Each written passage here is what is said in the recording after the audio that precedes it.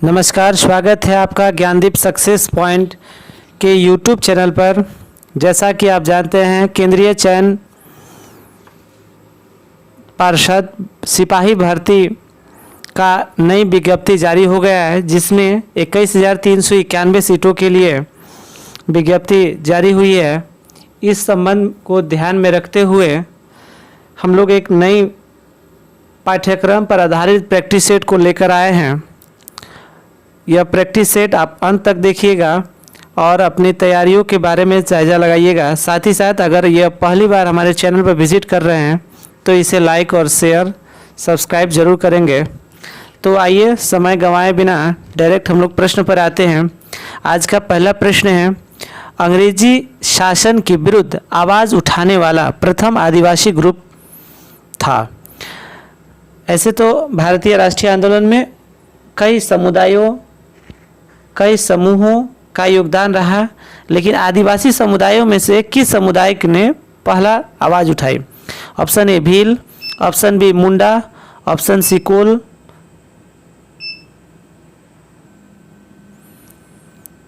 Option D Khasi. तो इस प्रश्न का जो सही उत्तर होगा ऑप्शन नंबर सी, अर्थात कोल आदिवासी समुदायों ने सबसे पहले अंग्रेजी शासन के विरुद्ध आवाज़ उठाई थी। साथ ही साथ आपको बता दें, आदिवासियों का जो मसीहा है उन्हें ठक्कर बापा को माना जाता है। आदिवासियों का मसीहा ठक्कर बापा को माना जाता है। साथ ही साथ ये जो खासी जनजाति है, ये खासी जनजाति खास करके मेघालय की पहाड़ियों में, मेघालय क्षेत्रों में पाई जाती है। गारो, खासी, जयंतिया, ये तीनों जनजाति मुख्य रूप से मेघालय में पाई जाती है। अब आप कमेंट बॉक्स में बताएंगे कि भारत में कौन सी जनजाति सबसे अधिक संख्या में पाई जाती है। अब नेक्स्ट प्रश्न की ओर चलते हैं। बांग्लादेश की स्थापना कब हुई थी? Option A 1965, option B 1971, option C 1975 और ऑप्शन नंबर डी 1962। ध्यान रखिए, इस प्रश्न का जो सही उत्तर होगा, बांग्लादेश की स्थापना अंतर्राष्ट्रीय स्तर पर 16 दिसंबर 1971 को, ध्यान रखिएगा 16 दिसंबर 1971 ईस्वी को बांग्लादेश की स्थापना हुआ था।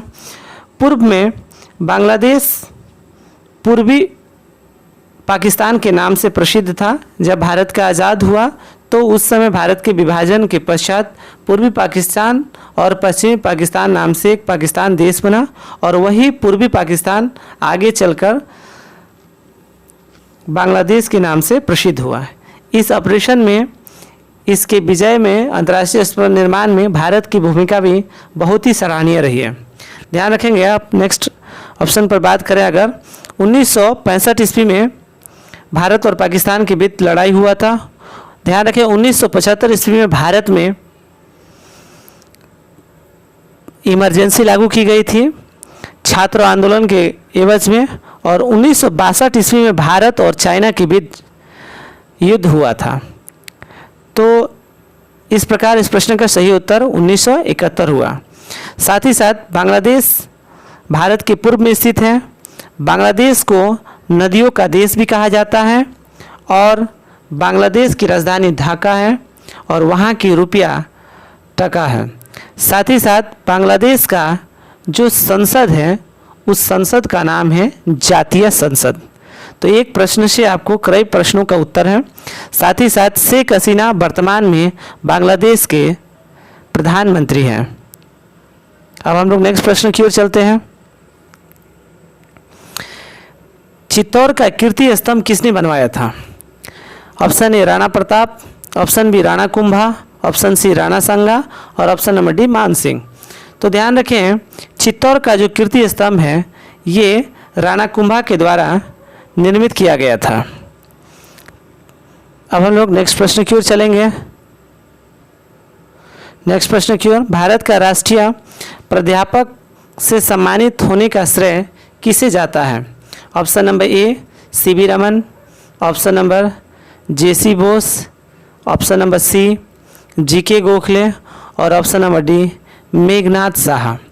ध्यान रखें, इस प्रश्न का जो सही उत्तर होगा ऑप्शन नंबर सी यानी जीके गोखले। गोपाल कृष्ण गोखले को प्रथम राष्ट्रीय प्राध्यापक के रूप में सम्मानित किया गया था। अब आपको बता दें कि सीवी रमन, जैसा कि आप जानते हैं कि प्रत्येक वर्ष 28 फरवरी को राष्ट्रीय विज्ञान दिवस मनाया जाता है, क्योंकि इसी दिन सीबेक प्रभाव की खोज हुआ था। ऑप्शन नंबर बी है यहाँ जेसी बोस। जेसी बोस यानी जगदीश चंद्र बोस। जगदीश चंद्र बोस ने केस्कोग्राफ की खोज किए थे। साथ ही साथ ऑप्शन नंबर डी है मेघनाथ शाह। ये मेघनाथ शाह चंद्रशेखर सीमा के बारे में बताए थे। अब हम लोग नेक्स्ट प्रश्न की ओर चलते हैं।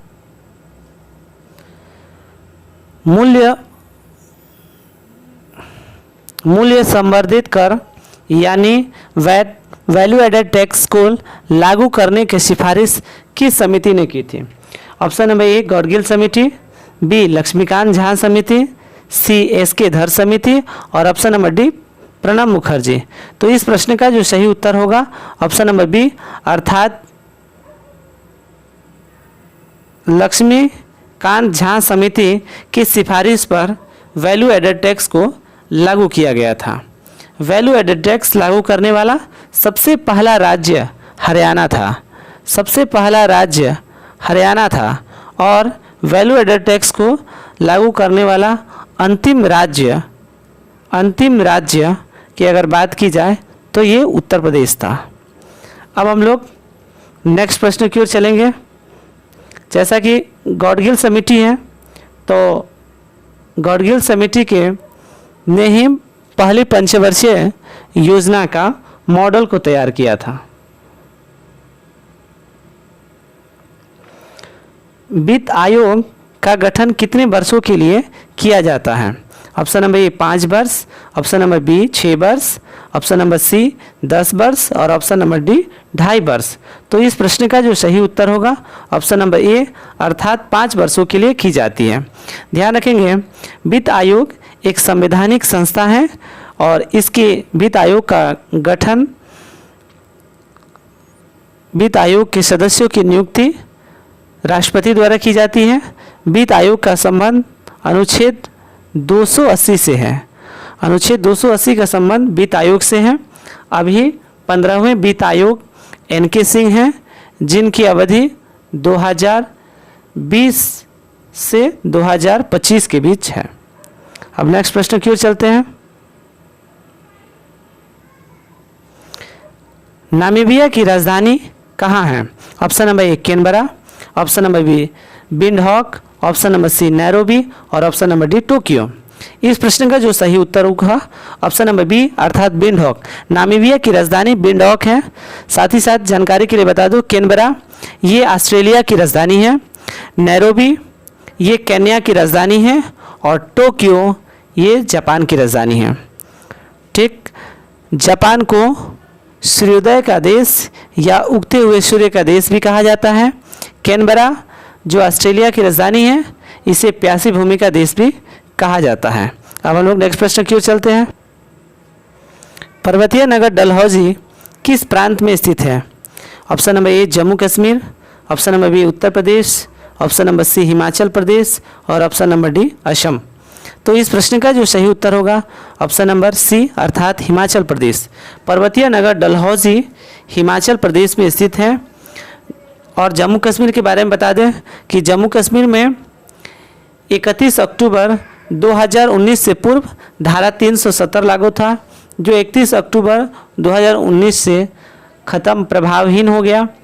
इसकी राजधानी अब जम्मू कश्मीर एक केंद्र शासित प्रदेश बन चुका है। जम्मू कश्मीर का विभाजन करके जम्मू कश्मीर और लद्दाख 2 केंद्र शासित प्रदेश बनाया गया है। जम्मू कश्मीर की राजधानी श्रीनगर है। उत्तर प्रदेश जनसंख्या के दृष्टिकोण से भारत का सबसे बड़ा राज्य है। इसकी राजधानी लखनऊ और इनके मुख्यमंत्री योगी आदित्यनाथ हैं।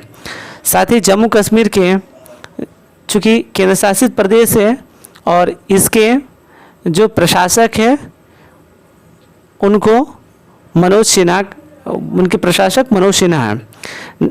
हिमाचल प्रदेश की राजधानी शिमला है और असम की राजधानी दिसपुर है।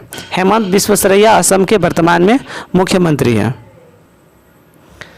नेक्स्ट प्रश्न है, चटगांव विद्रोह किससे संबंधित है? Option A Surya Sen, option B Jatin Das, option C Bhagat Singh, option number D इनमें से कोई नहीं। तो इस प्रश्न का जो सही उत्तर होगा ऑप्शन नंबर ए सूर्य सेन। चटगांव शस्त्रागार जो था वह 1925 में हुआ था। इसके अंतर्गत सरकारी खजाने को लूटा गया था और इसका मास्टर प्लान तैयार करने का श्रेय सूर्य सेन को जाता है। खानवा का युद्ध किसके बीच हुआ था? ऑप्शन नंबर ए बाबर और इब्राहिम लोदी, बाबर और महाराणा प्रताप, बाबर और राणा सांगा, अकबर और राणा सांगा। तो इस प्रश्न का जो सही उत्तर होगा ऑप्शन नंबर सी, अर्थात खानवा का युद्ध बाबर और राणा सांगा के बीच हुआ था। ध्यान रखें, जिसमें 1527 ईस्वी में यह युद्ध हुआ था और इस युद्ध में बाबर की जीत हुई और राणा सांगा की हार हुई। ध्यान रखें, भारत में मुगल शासन का जो नींव था वह पानीपत के प्रथम युद्ध जो 21 अप्रैल 1526 ईस्वी को हुआ था। इसके अंतर्गत इस युद्ध में बाबर ने इब्राहिम लोदी को परास्त करके मुगल वंश की नींव को रखे थे। साथ ही साथ बाबर अपने जीवन काल में 4 युद्ध को लड़ा था। पहला युद्ध 1526 ईस्वी में, उसके बाद 1526 के पानीपत के लड़ाई के बाद चंदेरी का युद्ध, घाघरा का युद्ध और खानवा का युद्ध, ये 4 युद्ध उन्होंने अपने समय में लड़े थे और उन्होंने 1530 में उनकी मृत्यु हो गई। चूना पत्थर कहाँ पाया जाता है? Option A Madhya Pradesh, option B Tamil Nadu, option C Gujarat और ऑप्शन नंबर डी महाराष्ट्र। इस प्रश्न का जो सही उत्तर होगा ऑप्शन नंबर ए, अर्थात मध्य प्रदेश में चूना पत्थर का भंडार पाया जाता है। जानकारी के लिए बताएं आपको कि मध्य प्रदेश को सोया हुआ प्रदेश या भारत का इथोपिया के नाम से भी जाना जाता है। यहाँ की राजधानी भोपाल है और यहाँ के मुख्यमंत्री शिवराज सिंह है। ऑप्शन नंबर बी है तमिलनाडु। तमिलनाडु की राजधानी चेन्नई है जो पूर्व में मद्रास के नाम से प्रसिद्ध था। यह भारत का सबसे दक्षिणी राज्य है। ऑप्शन सी में है गुजरात। गुजरात भारत का सबसे पश्चिमी राज्य है। और ऑप्शन नंबर डी है महाराष्ट्र। इसकी राजधानी मुंबई जो भारत की वित्तीय राजधानी है। अब हम लोग नेक्स्ट प्रश्न की ओर चलते हैं। वायुमंडल के किस परत में मौसमी घटनाएं होती हैं? ऑप्शन ए क्षोभ मंडल, ऑप्शन बी समताप मंडल, ऑप्शन नंबर सी आयन मंडल और ऑप्शन नंबर डी बाहिर मंडल। तो इस प्रश्न का जो सही उत्तर होगा ऑप्शन नंबर ए, अर्थात क्षोभ मंडल। वायुमंडल की सभी मौसमी घटनाएं, आंधी, तूफान, इन सभी घटनाओं हम क्षोभ मंडल में दिखने को मिलता है और यह वायुमंडल का सबसे निचला परत होता है। क्षोभ मंडल से ठीक ऊपर का जो मंडल होता है वह समताप मंडल होता है। समताप मंडल में ही ओजोन पाया जाता है। ओजोन की सूत्र O3 होता है। और ध्यान रखें, समताप मंडल वायुयान के लिए उपयुक्त और अनुकूल मानी जाती है। साथ ही साथ ऑप्शन नंबर सी में आयन मंडल दिया है और आयन मंडल के कारण ही हम लोग कोई रेडियो टेलीविज़न का प्रसारण सुनते हैं अथवा देख पाते हैं। ठीक, अब आप लोग कमेंट बॉक्स में बताएंगे ओजोन परत की मोटाई कितनी है और ओजोन परत की खोज किसने की थी। नेक्स्ट प्रश्न की ओर चलते हैं। प्रथम पंचवर्षीय योजना का मुख्य प्राथमिकता क्या थी? उद्योग, ऑप्शन बी गरीबी, ऑप्शन सी शिक्षा और ऑप्शन नंबर डी कृषि। तो प्रथम पंचवर्षीय योजना का जो प्रमुख उद्देश्य था वह कृषि था, अर्थात ऑप्शन नंबर डी।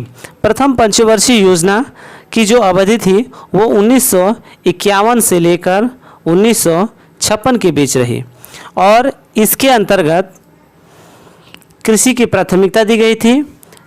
इसे गॉडगिल मॉडल कहा जाता है क्योंकि गॉडगिल ने इनका पृष्ठभूमि तैयार किया था। द्वितीय पंचवर्षीय योजना की जो अवधि थी वह 56 से 61 थी और यह पीसी महालनोबिस की समिति के सिफारिश पर लागू किया गया था। इसमें द्वितीय पंचवर्षीय योजना में उद्योगों पर विशेष ध्यान दिया गया था। अब जानकारी के लिए बता दें आपको कि पंचवर्षीय योजना का जो प्रावधान है वह पंचवर्षीय योजना का प्रावधान रूस के से लिया गया है। पंचवर्षीय योजना के लिए जो योजना आयोग का गठन किया गया था उसके अध्यक्ष प्रधानमंत्री होते हैं। तो इसके प्रथम अध्यक्ष पंडित जवाहरलाल नेहरू थे। योजना आयोग का गठन 15 मार्च सन 1950 ईस्वी को हुआ था।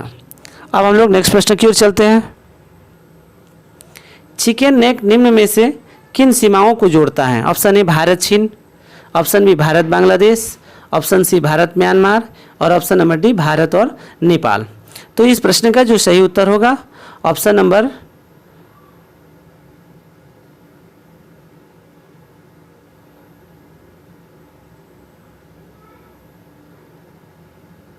इस प्रश्न का जो सही उत्तर होगा ऑप्शन नंबर बी, अर्थात भारत और बांग्लादेश की जो सीमाएं हैं उनको जोड़ने के लिए चिकन नेक का उपयोग होता है, अर्थात चिकन नेक जैसी आकृति प्राप्त होती है। भारत और चीन की सीमा रेखा को मैकमोहन लाइन के नाम से जानते हैं। इसका निर्धारण वर्ष 1914 ईस्वी में हुआ था। भारत और म्यांमार की सीमा पर अराकन योमा पर्वत है जो एक सीमा रेखा का कार्य करता है। भारत और नेपाल के सीमा रेखा पर हिमालय पर्वत श्रृंखला और नेपाल इसमें विश्व की सबसे ऊंची चोटी माउंट एवरेस्ट है जो हिमालय की सर्वोच्च चोटी है। अब हम लोग नेक्स्ट प्रश्न की ओर चलते हैं। शलारगंज संग्रहालय कहाँ है? Option number A Dehradun, B Lucknow, C Hyderabad और डी पटना। तो इस प्रश्न का जो सही उत्तर होगा ऑप्शन नंबर सी हैदराबाद। ध्यान रखें हैदराबाद में शलारगंज संग्रहालय है। साथ ही साथ हैदराबाद में पंचायती राज शोध संस्थान यानी ग्राम पंचायत के संबंध में शोध संस्थान भी है। साथ ही साथ वहाँ हैदराबाद जो है वह मूसी नदी के तट पर बसा है। यह तेलंगाना की राजधानी भी है। नेक्स्ट प्रश्न की ओर चलते हैं। अब लखनऊ जिसे हम लोग नवाबों का शहर के नाम से भी जाना जाता है। मधुबनी चित्रकारी किस राज्य की शैली है? Option A Uttar Pradesh, option B Uttarakhand, option C Bihar और ऑप्शन नंबर डी झारखंड। इस प्रश्न का सही उत्तर होगा option number C Bihar. Madhubani चित्रकारी खास करके मधुबनी दरभंगा के क्षेत्र में फैली हुई है और यह बिहार की एक प्रमुख चित्रकारी है। यह न केवल भारत बल्कि विश्व में भी अपने प्रसिद्धि को बनाए रखा है। नेक्स्ट प्रश्न की ओर चलते हैं। मर्डेगा कप किस खेल से संबंधित है? Option A tennis, option number B football, option number C hockey और ऑप्शन नंबर डी गोल्फ। तो इस प्रश्न का जो सही उत्तर होगा ऑप्शन नंबर बी फुटबॉल। ध्यान रखेंगे वर्ष 2022 का फीफा वर्ल्ड कप अर्जेंटीना के द्वारा जीता गया था और वर्ष 2023 का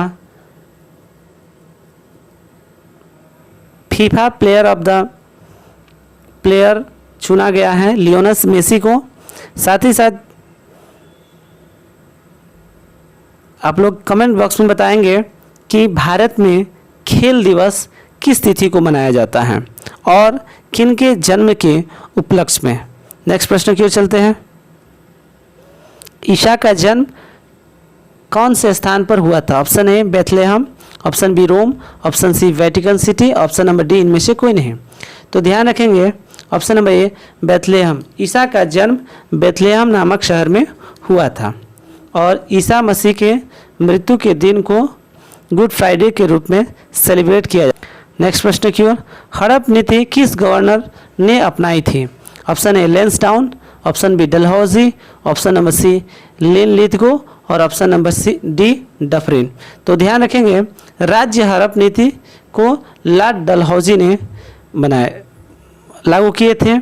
लॉर्ड डलहौजी के शासनकाल में ही भारत में पहली बार 1853 ईस्वी में मुंबई से ठाणे के बीच में ट्रेन को चलाया गया था। साथ ही साथ इन्होंने हड़प नीति अपनाई थी। यह कुशासन का व्यवस्था लगाकर राज्यों को हड़प लेते थे और सबसे पहले हड़पा जाने वाला जो राज्य था वह था 1848 में सतारा। नेक्स्ट प्रश्न की ओर चलते हैं। निम्न में से किस राज्य की सीमा एक ही राज्य से मिलती है? मिजोरम, त्रिपुरा, मेघालय और असम। तो इस प्रश्न का जो सही उत्तर होगा ऑप्शन नंबर सी अर्थात मेघालय। मेघालय की सीमा केवल और केवल एक ही राज्य से लगती है और इसे आप लोग कमेंट बॉक्स में ज़रूर बताएंगे। नेक्स्ट, राज्यसभा के सभापति का चुनाव होता है। ऑप्शन ए संसद द्वारा, लोकसभा के निर्वाचित सदस्यों द्वारा, ऑप्शन सी लोकसभा द्वारा और ऑप्शन नंबर डी राज्यसभा द्वारा। तो ध्यान रखें कि राज्यसभा के सभापति का चुनाव संसद द्वारा होता है, अर्थात संसद के दो अंग, भारतीय संसद के 3 अंग हैं, लोकसभा, राज्यसभा और राष्ट्रपति। अर्थात और जो राज्यसभा के सभापति होते हैं वो हमारे उपराष्ट्रपति होते हैं और उनका जो निर्वाचन होता है वो लोकसभा और राज्यसभा दोनों के सदस्यों के द्वारा होता है। इस प्रकार संसद सदस्यों द्वारा राज्यसभा के सभापति का चुनाव होता है। गौतम बुद्ध ने उपदेश दिया था हिंदी में, संस्कृत में, प्राकृत में और पाली में। तो ध्यान रखेंगे इस प्रश्न का जो सही उत्तर होगा ऑप्शन नंबर डी पाली में। गौतम बुद्ध ने अपना उपदेश पाली भाषा में दिए थे और गौतम बुद्ध का पहला उपदेश जो था वो सारनाथ में था। साथ ही साथ गौतम बुद्ध को जो ज्ञान प्राप्त हुआ था वो बोध गया में ऋजुपालिका नदी के तट पर पीपल वृक्ष के नीचे हुआ था। नेक्स्ट प्रश्न की ओर चलते हैं। मोहनजोदड़ो में सबसे बड़ी इमारत कौन सी थी? ऑप्शन ए स्नानागार, ऑप्शन बी मंदिर, ऑप्शन सी अन्नागार और ऑप्शन नंबर डी इनमें से कोई नहीं। तो ध्यान रखेंगे मोहनजोदड़ो में जो सबसे बड़ी इमारत थी वो अन्नागार थी। अब आपको बताएंगे कि जो सिंधु घाटी सभ्यता, जिसे हड़प्पा सभ्यता या कांस्य युगीन सभ्यता कहते हैं, इसकी जो आकृति है वह कैसी है? आयतकार है या त्रिभुजाकार है? इसे आप लोग कमेंट बॉक्स में बताएंगे। साथ ही साथ जानकारी के लिए बता दें कि मोहनजोदड़ो की खोज रखालदास बनर्जी द्वारा किया गया था, लेकिन सिंधु सभ्यता का सबसे पहला स्थल जो हड़प्पा था वह रावी नदी के तट पर स्थित है और साथ ही साथ इसकी खोज दयाराम साहनी ने की थी, जबकि मोहनजोदड़ो सिंधु नदी के तट पर स्थित है और इसकी खोज रखालदास बनर्जी द्वारा किया। अशोक का अधिकांश शिलालेख किस लिपि में लिखा है? Option A Brahmi, option B Devanagari, option C Roman और ऑप्शन नंबर डी पाली। तो अशोक के अधिकांश जो शिलालेख हैं यह शिलालेख ब्राह्मी लिपि में लिखी गई है।